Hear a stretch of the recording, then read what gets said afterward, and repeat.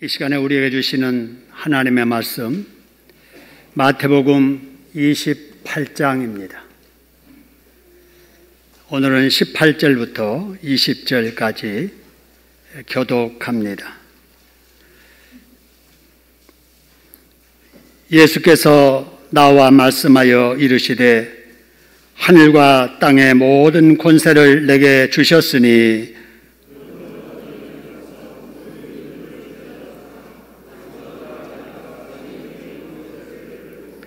내가 너희에게 분부한 모든 것을 가르쳐 지키게 하라.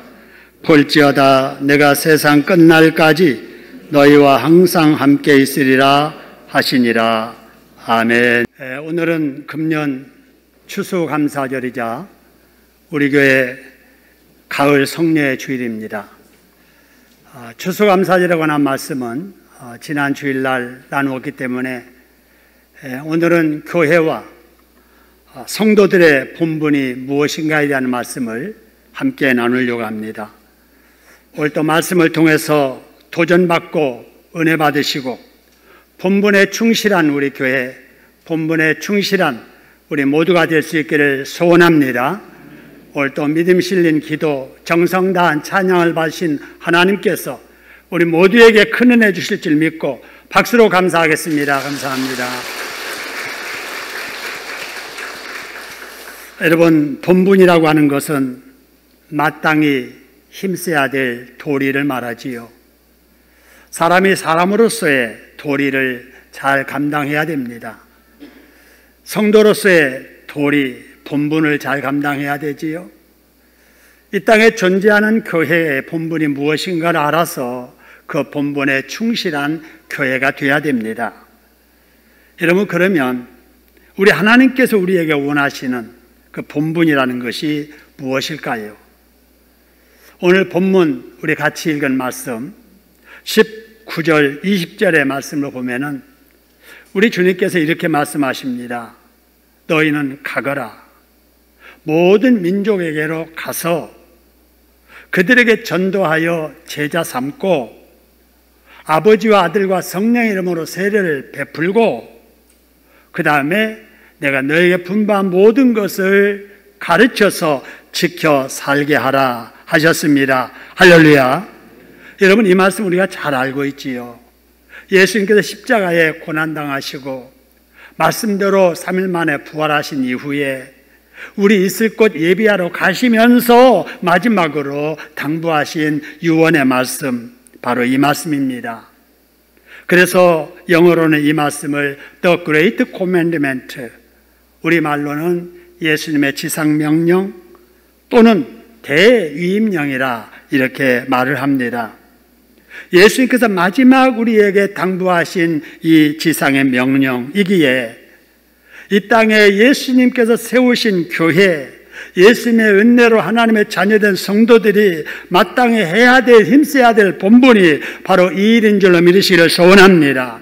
전도하는 일, 그리고 세례 주는 일, 그리고 가르쳐 지키도록 훈련하는 이 일이 우리 교회, 우리 성도들이 해야 될 본분이라고 말입니다. 우리가 교회에 전도회가 있습니다. 전도회가 해야 될 본분이 무엇인가? 바로 이거예요. 전도하는 일을 해야 하고, 전도해서 제자 삼는 일, 세례 주는 일을 해야 되고, 그래서 하나님 말씀 가르쳐서 지켜 살도록 하는 일을 본분으로 알아야 됩니다. 할렐루야. 주일학교도 마찬가지고 우리 구역에서도 마찬가지예요. 나의 삶 속에서도 전도하는 일이 나의 본분이고, 전도하여 불신자들 양육하는, 그래서 세례 주는, 그리고 훈련시켜서 말씀대로 살게 하는 이 일이 본분인 줄로 믿으시기를 소원합니다. 이런 일을 잘 하려면 우리가 예배 생활에 충실해야 됩니다. 하나님께서는 예배를 통해서 은혜를 주시거든요. 예배를 통해서 힘을 주시거든요. 그래서 우리가 한 번이라도 더 공예배에 출석하려고 최선을 다해야 됩니다. 어느 교회나 비슷합니다마는 한 주간 동안에 이루어지는 공적인 예배 모임은 한 10번 내지 12번 됩니다. 근데 우리가 이거 다 출석할 수 없잖아요. 물론 출석하는 분도 계신데 일상생활 해야 되고 사업해야 되고 공부해야 되고 사회생활 해야 되느라고 이거 다 출석하지 못해도 그동안에 한 번 공예배 출석했던 분, 2번 수요일 날도 나오려고 애를 쓰고 새벽에 매일 못 나오면은 일주일에 한 번이라도 금요일 날, 토요일 날 아침이라도 주일 아침이라도 나오려고 애쓰는 우리들이 돼야 될 줄로 믿습니다.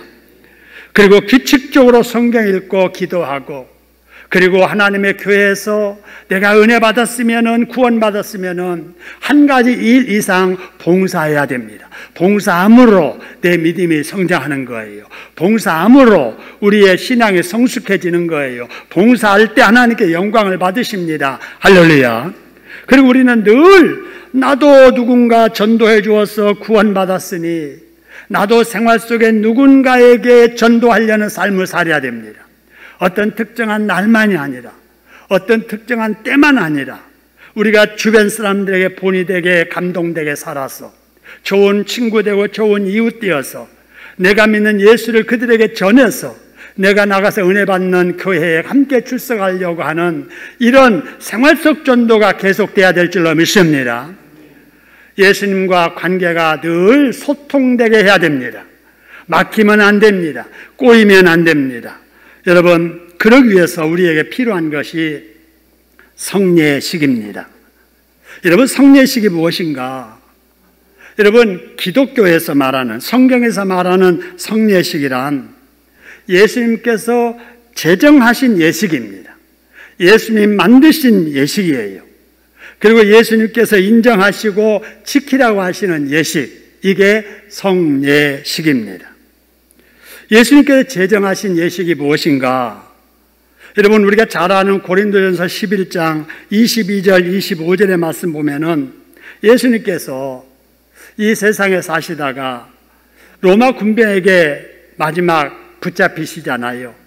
그래서 십자가 고난당하시고 죽임당하시는데 바로 그 로마 군병에게 잡히시던 그 전날 밤에 제자들과 함께 마지막 저녁 식사를 하시면서 떡을 떼어주시며 이렇게 말씀하십니다. 내가 너희를 구원하기 위해서 십자가에서 고난당할 내 몸이라, 이렇게 말씀을 하세요. 잔을 주시면서 바로 이것은 내가 너희를 구원하기 위해서 십자가에서 흘릴 피요 바로 생명이요 죽음을 의미한다 이러시면서 이것을 행하여 나를 계속해서 기념하라고 말씀을 하십니다. 여러분, 이것이 뭐냐? 최후의 만찬이자 최초의 성찬식입니다. 예수님께서 이것을 제정하시고 우리에게도 잊지 말고 계속하여 예수님을 기념하라고 하셔서 우리가 오늘 이 시간에도 예수님을 기념하는 바로 성찬 예식을 행하게 되는 것입니다. 할렐루야. 그러면 두 번째 성례식, 세례식은 무엇이냐? 세례식은 예수님께서 만드시지 아니하셨어요. 그러나 하나님께서 구약의 할례 제도를 통하여 세례 정신을 이행을 시작을 하셨지요. 구약부터 있었던 할례에 바로 그 이어서 신약 시대에 나타났던 세례, 요한이 세례를 베풀 때 예수님께서 그 세례를 인정하시고 거기 가서 요한에게 세례를 받으셨습니다. 그리고 오늘 말씀에도 너희도 가서 전도해서 불신자 예수 믿게 하고 그들에게 세례 주라고 말씀을 하신 겁니다. 그래서 바로 기독교 성경에서 말하는 성례는 예수님이 시작하신 성찬식, 예수님도 받으시고 인정하시고 또 계속 받으라고 하신 세례식이 기독교의 성례입니다. 할렐루야. 자, 그러면은 이 세례와 성찬을 우리가 나누게 될 텐데 그 의미를 조금만 생각을 하지요. 여러분, 세례가 뭐냐? 여러분, 글자 그대로 씻는 예식이에요. 뭘 씻느냐? 죄를 씻는 예식입니다. 죄는 누가 씻어주시느냐? 하나님이 씻어주시지요. 어떤 기준으로 씻어주시느냐? 단 한 가지. 하나님이신 예수님이 이 땅에 오셔서 십자가에 고난당하시고 피 흘려 죽으심이 죄인된 나를 대신해서 행하신 것을 믿는 믿음입니다. 할렐루야. 예수님이 십자가에 고난당하신 거 내가 당해야 될 일인데 나 살려주시려고 저렇게 하신 거야. 내가 죄인으로 태어나서 죄 속에 살았기 때문에 내가 죄의 싹스로 저렇게 죽임당해야 되는데 내 대신 예수님이 죽어주신 거야. 이걸 믿는 믿음 하나 모시고 우리 하나님께서는 그 사람의 죄를 용서해 주십니다. 할렐루야. 그런데 이런 일은 영적인 일이잖아요. 근데 사람들은 자꾸 오감을 가지고 경험하기를 원하잖아요. 그래서 예수님께서 믿는 사람에게 죄 용서함을 느끼도록 하는 예식이 바로 세례식입니다. 몸에 물이 다 잠기게 해서 세례를 받든지 아니면 물을 찍어서 머리에 뿌림으로 이렇게 대고 세례를 베풀든지 어쨌든지 바로 이런 세례 의식을 통해서 세례를 받게 하시는 거예요. 여러분, 그럼 사람이 이렇게 예수님의 보혈의 능력을 믿고 세례 받으면 어떻게 되는가? 여러분, 믿는 그 믿음의 순간 우리 하나님은 우리의 타고난 죄, 사는 동안에 지었던 죄 다 여러분 용서해 주십니다. 할렐루야. 그리고 하나님은 자녀 삼아 주시는 거예요. 그 순간에 예수님의 영, 성령이 우리 속에 들어오는 거예요. 그래서 우리의 생각을 바꾸는 거예요. 그래서 내가 만나지 못했던, 보지도 못했던 그 하나님을 아버지라고 자연스럽게 고백하며 부르게 하시는 겁니다. 할렐루야. 그러면서 기호가 바뀌어요. 좋아했던 것, 싫어했던 것이 바뀝니다. 전에 아무리 애착을 가지고 좋아했던 거라도 하나님이 싫어하시는구나. 그 싫어하는 걸 아는 순간부터 싫어지는 거예요. 그래서 순간적으로 담배를 끊는 사람들 몇 년 가도 끊지 못하는데 성령께서 그 사람의 마음속에 들어가셔서 기호가 바뀌게 역사하신 증거입니다. 할렐루야. 그렇게 좋아하던 술을 끊는 거예요. 그렇게 좋아하던 노름을 끊는 거예요. 그렇게 좋아하던 성적인 죄악을 끊는 거예요. 그래서 생각이 바뀌고 말이 바뀌고 인격이 바뀌면서 사람이 달라지게 되는 것입니다. 할렐루야. 그리고 나서 세례받으면 교회 공동체의 구성원이 됩니다. 여러분, 교회라고 해도 또 성도라고 해도 다 같은 성도가 아니에요. 아직 구원의 진리에 이르지 못한 교인도 있지요. 이런 분들에게는 어떤 영적인 제도적인 일에 참여를 아직 시키지 않습니다. 교회의 결정적인 중요한 일을 할 때 여러분 회의를 통해서 또는 투표를 통해서 의사결정을 할 때 최소한의 기준이 뭐냐? 세례 받았느냐? 이거예요. 세례 받으면 공동의회의 일원이 되어서 교회의 중요 사항 결정할 때 참여할 수 있게 되는 거예요. 또 한 가지, 세례를 받으면 여러분 성찬식에도 참여할 수 있게 됩니다. 여러분, 성찬식은 영적인 식사 나눔이지 않아요. 그렇기 때문에 이 영적인 진리를 알지 못하면은 성찬식에 참여해서 오히려 시험될 수가 있어요. 주려면 좀 많이 주지 이게 뭐야? 아니 목에 넘어갈 수나 있겠나? 여러분, 일반적인 식사로 간식으로 생각하면 이렇게 되는 거예요. 그런 분들에게는 아무 의미가 없는 거예요. 그래서 오늘 아직 세례를 받지 않은 분, 이따가 성찬식 할 때 우리 교회에서는 잔을 나눌 때 세례받지 않은 분들에게 야구르트를 나누게 합니다. 성찬식 하면서 세례받지 않는 분들에게 야구르트를 주어서 마시게 하는 교회는 많지 않아요. 우리 교회는 그만큼 세심하게 아직 믿음에 이르지 못한 자라도 품고 가는 아름다운 공동체다라고 하는 것을 기억하시고 다음에 세례 받으시고 꼭 성찬에 참여할 수 있기를 바랍니다.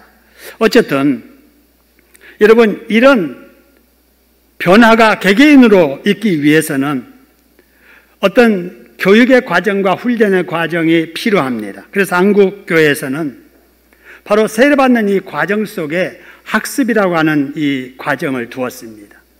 학습은 배우는 거예요. 익히는 거예요.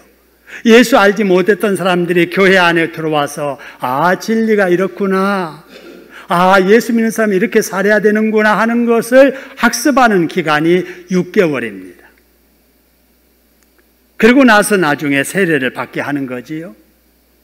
그런데 어린 아이들에게도 세례를 주게 되는데 그게 유아 세례지요. 같은 아이라도 세례 교인의 자녀라면 자기가 믿는 하나님, 자기가 믿는 하나님의 말씀대로 키워야 됐기 때문에 아이는 신앙생 고백을 못하니까 부모가 대신 신앙 고백하고 그 신앙에 걸맞게 자녀를 믿음으로 키우기 위해서 유아 세례를 베풀게 되지요. 그래서 유아라는 의미에서 만 2세 미만의 아이로 제한을 합니다. 이러다 보니까 그 만 2세까지의 유아 세례를 받지 못한 어린 아이들은 세례를 받을 때까지 세례의 어떤 혜택을 입지는 못해서, 얼마 전에 우리 교단에서 유아 세례 받지 못했지만 유아 세례와 버금가는 어린이 세례라는 것을 만들어서 만 14세 이전에 유아 세례 받지 못하는 어린이들에게 세례를 받도록 하는 이런 제도가 있습니다. 그리고 유아 세례를 받은 사람이, 어린 세례를 받은 사람이 만 14세가 되면 정식으로 이제 자기 믿음으로 고백하고 세례교인과 같은 입장에서 교회를 섬기게 되는 과정이 입교 과정입니다. 이를 통해서 다음 세대의 일꾼을 양육하고 다음 세대를 이어갈 자녀들을 영적으로 이렇게 육성하게 되는 거지요. 이런 성례식에 앞서서 오늘은 학습과 세례를 받을 분들이 서약을 하는 시간을 갖겠습니다. 이미 이런 과정을 다 지나고 이제 세례를 받고 직분받아서 봉사하는 분이라도 오늘 이제 우리 자녀들이, 또 우리 손주들이, 우리 새 가족들이 이렇게 서약할 때 우리도 초심으로 돌아가서 여러분들도 마음으로 함께 서약할 수 있기를 소원합니다.